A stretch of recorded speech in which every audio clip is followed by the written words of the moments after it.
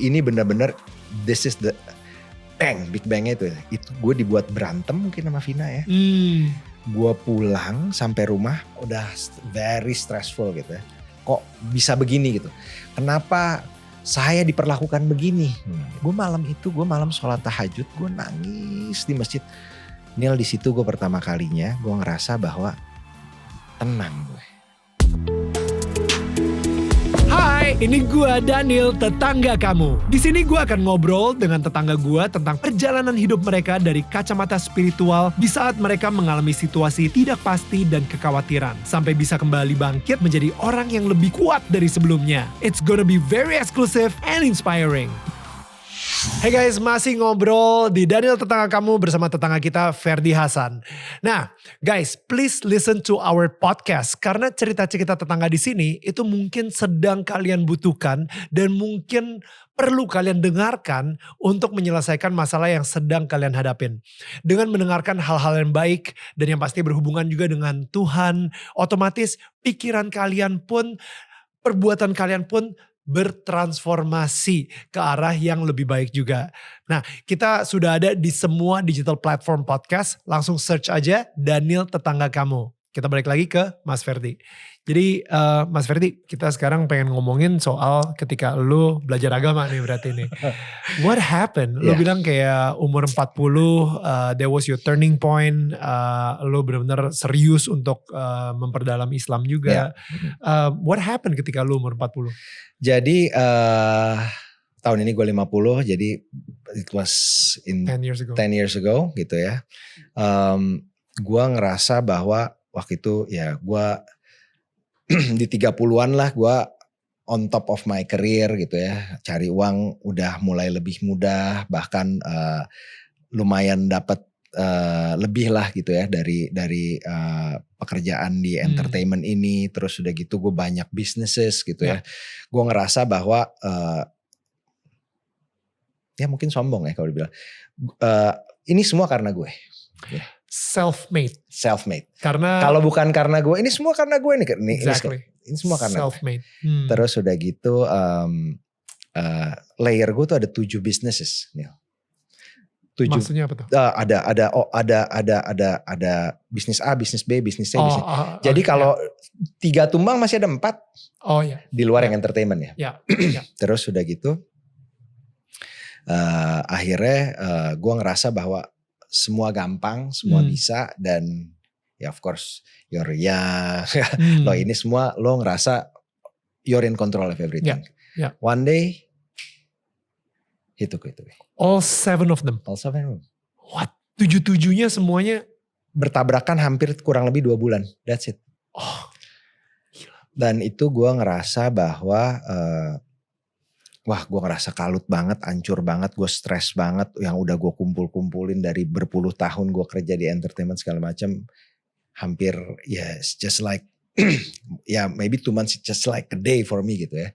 Wah, ini berat banget gitu, gue stres banget segala macam ini itu, sampai akhirnya I'm at the lowest point of my life gitu. Disitulah akhirnya gue merasa dan rendah banget itu.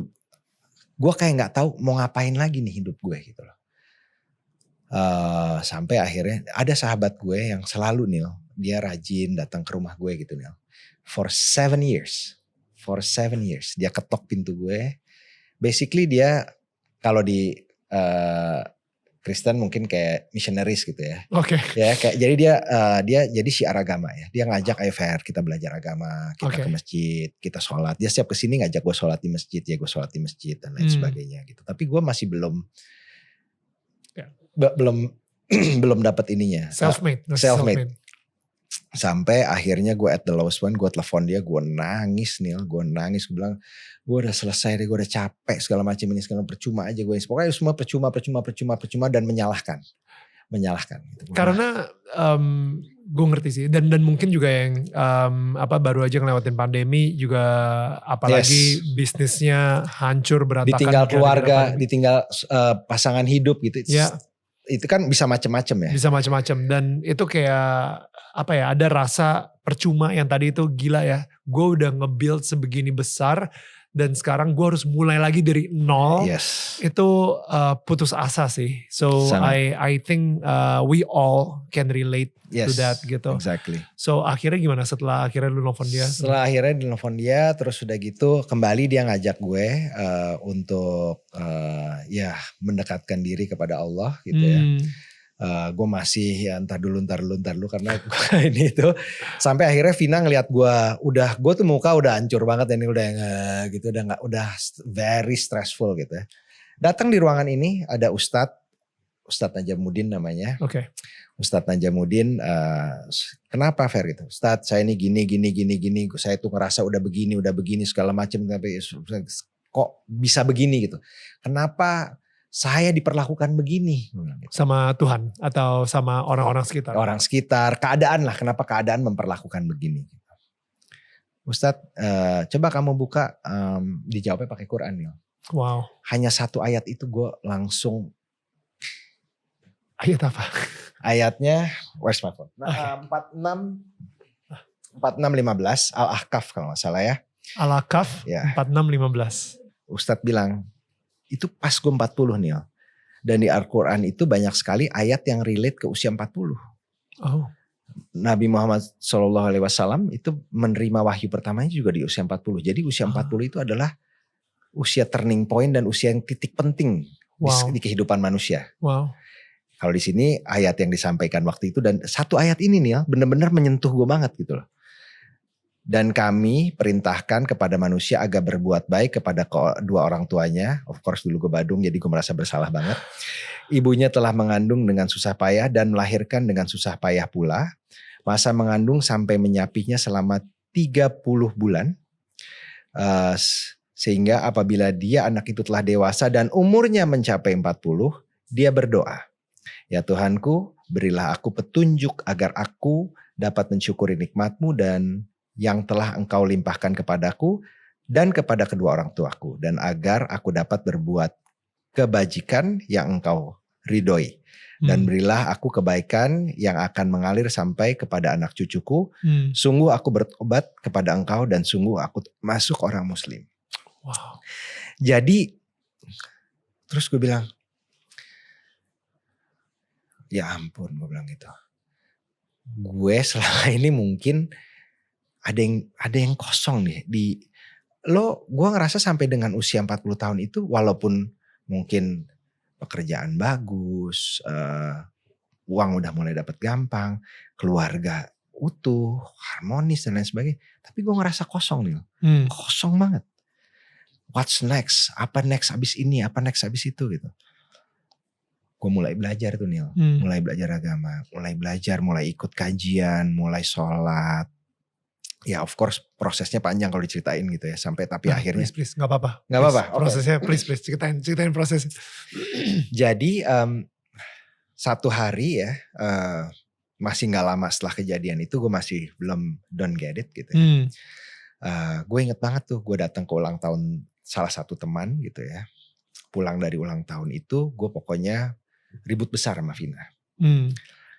Sebelum ulang tahun itu temen gue yang itu lagi tuh, yang 7 tahun itu nelfon gue. Oke. Fer, besok nih kita mau 3 hari di masjid. Ayo kita dekatkan nih, lo kan lagi ada ini, mudah-mudahan lo dikasih solusi dan lain sebagainya. Gue nanti malamnya mau ada ulang tahun, dia kan mau party. Gue bilang maybe not this time, the next time and everything gitu. Terus udah gitu, ini ada teman kita juga nih, ini teman yang satu lagi disebut namanya, ini teman kita main-main dulu. Rasanya gak mungkin juga nih orang mau gitu. Dia udah besok mau ikutan, lo coba telepon dia deh. Gue nelfon dia, gue bilang nanti malam mau kemana kita, ini gini gitu. Gak bisa gue segala macam. Lo mau ke masjid ya? Kok lo tahu? Dia bilang gitu. Kok lo tahu gitu? Oh, ini si temen gue namanya Ai. Si Ai cerita nih gini-gini. Wah gila tuh anak gitu. Ya udah, lo mau ikut gak gitu? Gue kayak gak bisa, gue bilang gitu. Dah, pokoknya dari gue gak bisa itu dibuat. Ini bener-bener this is the big bangnya itu. Itu gue dibuat berantem mungkin sama Vina ya. Gue pulang sampai rumah, gue tidur. Bangun Vina udah pergi, gue gak tahu kemana. Gue telepon tuh anak 2, lo jemput gue di rumah. Gue jemput gue di rumah terus dia bilang oke gue jalan, tapi keburu gak nih kita sholat zuhur, karena mereka harus sholat zuhur azan itu di masjid. Right. Ya. Neil, setelah gue flashback terus udah gitu, ini kita bicara setelah bertahun kemudian ya, itu dia secara teori itu dia nggak mungkin nyampe ya dari daerah Bintaro ke sini, jemput gue terus sholat di sini azan gitu. Udah nyampe sini pokoknya langsung wudhu, kita jalan kaki ke masjid, gue dengan kacaunya, dengan stresnya itu, dan abis berantem kalut banget, gak lama saya. Sampai di masjid, ini Neil ya, sampai hari ini masjid di belakang rumah gue Neil, itu gak pernah kosong, gak pernah miss ya, kecuali pandemi ya, pandemi mungkin ada kosongnya gitu. Gak pernah miss itu azan, itu bisa kita yang azan dan kita sholat bertiga Neil. Gokil. Itu temen gue yang satu lagi gue telepon itu ya, dia sampai kalau gue ingetin cerita ini, dia tuh sampai gue merinding tuh Neil. Tapi itu gue belum masih menangkap. Gue sampai di masjid, gue ngobrol dengan orang-orang ini, diajarin tentang itu kayak pesantren kilat lah ya, 3 hari gitu ya. Itu diajarin cara lo hidup dari tidur sampai bangun, sampai cara ke toilet, sampai bacaan dan lain sebagainya itu, sampai kita bagaimana cara-cara sunnah lo hidup gitu. Kok itu menyentuh gue banget Neil. Gue malam sholat tahajud, gue nangis di masjid. Neil, di situ gue pertama kalinya gue ngerasa bahwa tenang gue. Gue tenang banget. So gue bilang ini yang gue cari. Ini yang gue cari. Jadi dengan ya mungkin kedengarannya klise ya, tapi ya dengan berbagai macam ini, akhirnya yang lo cari ketenangan kok Neil. Basically every people in this world, mau apapun, kalau lo tenang basically lo bahagia. Jadi gue ngerasa bahwa yang tadinya rencana gue sebelum 40 gue harus begini, harus punya ini sekarang. Sekarang gue tahu nih tujuan gue mau kemana gitu. So for me life begin at 40 ya, bener-bener gue mengetahui target gue kemana. Mungkin gak seperti kebanyakan orang ya Neil ya. Mungkin gak seperti kebanyakan orang yang mau begini. Ya dunianya ikhtiarnya harus ya Neil ya. Harus tetap kita jalanin. Tapi ya akhirnya gue ngerasa bahwa ini rasa tenang ini nih pasti gak mungkin nih kita nih gak ada yang lebih kuasa gitu loh. Karena hati itu lo gak bisa bohong ya Neil. Lo merasa ketenangan itu, kenyamanan itu gitu. Dan gue jadi rutin tuh ikut mereka. Gue jadi rutin ikut mereka, mulai belajar lagi. Gue mulai ke kajian-kajian, dengerin itu dan lain sebagainya. Mulai belajar ilmunya. Ya ternyata memang kalau emang kita sakit ya ternyata yang paling mahal di dunia ini hidayah Neil. Tapi bisa datangnya ke orang dengan berbagai macam seperti lo tadi bilang gitu. Kayak ke gue mungkin ada masalah dulu. Ke orang bisa bagaimana gitu. Once itu datang, you grab it. You grab it karena ya kita pasti kan ada yang menciptakan gitu ya. Kita mau beli barang aja, let's say beli handphone baru gitu, kita ada apa sih yang baru nih, kita baca tuh manualnya gitu. Kita kalau gak pernah tahu manualnya kita gitu kan, how can we run our life gitu. There you go. Gue suka banget sih tadi sama analogi yang terakhir ya, dimana handphone aja itu dikasih buku manual sama penciptanya gitu kan. Dan kadang-kadang kita suka lupa bahwa kita main pakai aja gitu. Kadang-kadang kita gak tahu nih featuresnya ada apa aja gitu. Exactly. Dan itu sedih banget kalau misalnya lu cuma pakai handphone hanya untuk telepon sama SMS. Karena lu gak tahu, lu gak pernah baca buku manualnya. Betul. Sehingga akhirnya si handphone tersebut tuh gak optimal. Betul. Ya kan. Akhirnya handphone itu padahal sebenarnya bisa ada kalkulatornya, ada alarmnya, bisa ngelihat waktu. Habis itu bisa bisa peta juga dan banyak sekali aplikasi-aplikasi di handphone tersebut. Tapi karena lu gak pernah baca buku manualnya dan mungkin lu gak pernah tanya penciptanya tujuan handphone itu diciptakan, lu gak akan pernah tahu gitu. Betul. So I think kita juga seperti itu sih. Gue ngerasain banget sih dimana ketenangan yang tadi Mas Ferdi bilang itu wah priceless tuh. Priceless sih. Priceless. Bener-bener gitu. Hidup kita jadi optimal banget ketika kita mulai baca buku manualnya dan benar-benar sebisa mungkin tanya sama penciptanya gitu. Betul. Untuk apa sih tujuan kita di dunia ini? Betul. Karena kan selalu kita waktu zaman itu ya Nela, di 2017. Jadi apa dong tujuan gue ngapain lagi nih, semua udah hancur segala macam. Dan gue baru tahu kita diciptakan untuk beribadah gitu kan. Ya kan kita untuk beribadah, terus udah gitu ngejalanin. Nah yang dikasih sama temen gue yang ngajak untuk ke agama selama 7 tahun ini, dan juga teman-teman yang lain, basically it's just incentive. Kita yang baru mulai ini kan pengen tahu insentifnya apa gitu. Kenapa sih lo harus sholat di masjid gitu. Gue sebisa mungkin jalan. Sekarang sih kadang-kadang karena kalau lagi panas ya naik motor gitu. Karena setiap langkah kanan lo, langkah kiri lo dinaikkan derajatnya, dihapuskan dosanya. Wow, gue bilang itu. Terus udah gitu sholat sunnah tuh begini fadilahnya atau manfaatnya gitu. Kayak misalnya sholat sunnah di masjid gitu ya. Sholat subuh tuh lebih baik daripada bumi dan seisinya. Terus udah gitu sholat subuh di masjid berjamaah gitu ya. Itu hari itu jika kita meninggal gak perlu khawatir karena dijamin tidak akan masuk neraka. Jaminan-jaminan ini yang guaranteed nih bukan manusia lagi gitu loh. It's guaranteed gitu. Dan percaya itu timbul karena kedekatan dan karena ya itu tadi mungkin ya, tapi gue masih jatuh bangun ya Nil ya. Gue masih jatuh bangun ya. It's a process gitu ya. Tapi ya kepercayaan dan keyakinan itu akhirnya kita bisa rasain along the way dengan berbagai hal yang terjadi dalam kehidupan lo gitu. How do you see things, how do you handle things. Masalah pasti ada. Dan hari ini bohong aja kalau gue gak ada masalah. Lo mungkin juga punya masalah masih besar gitu. Pasti ada masalah gitu. Cuman ya our point of view dan lain sebagainya kok jadi membuat kita lebih tenang ya dan wise untuk handle-nya. Ya tenang. Yang tadi itu ya balik lagi ke ketenangan itu gitu. Dan kayak tadi kalau misalnya diperhatiin juga ketika Mas Ferdi menemukan ayat di Quran dan habis itu menemukan ketenangan ketika sholat di jam 2 pagi ya, sholat apa namanya? Tahajud ya. Sholat tahajud itu kondisinya Mas Ferdi belum berubah. 7 bisnis itu gak tiba-tiba 7 bisnisnya mendadak ada lagi semuanya. Enggak, 7 bisnisnya tetap aja masih gak ada gitu kan. Benar-benar kondisinya masih kehilangan semua, tapi yang berubah adalah hatinya. Hatinya mendapatkan ketenangan, padahal kondisi di luarnya itu belum berubah kayak gitu.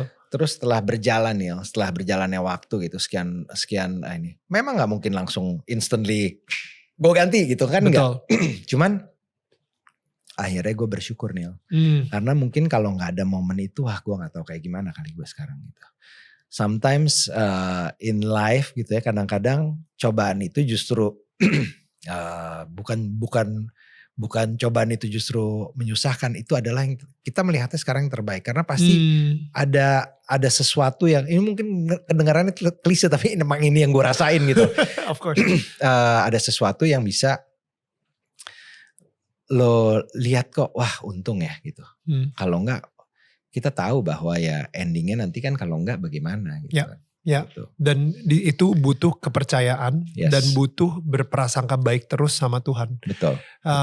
Kadang-kadang kan ada beberapa orang gitu yang kecewa sama Tuhan dan karena mereka berprasangka buruk, tapi lebih parahnya lagi karena mereka mengexpect hidupnya dia yang paling tahu, dan Tuhan kalau misalnya lu pengen gua untuk nyembah Tuhan terus, lu harus ngasih gue berkatnya seperti ini loh. You know what I mean?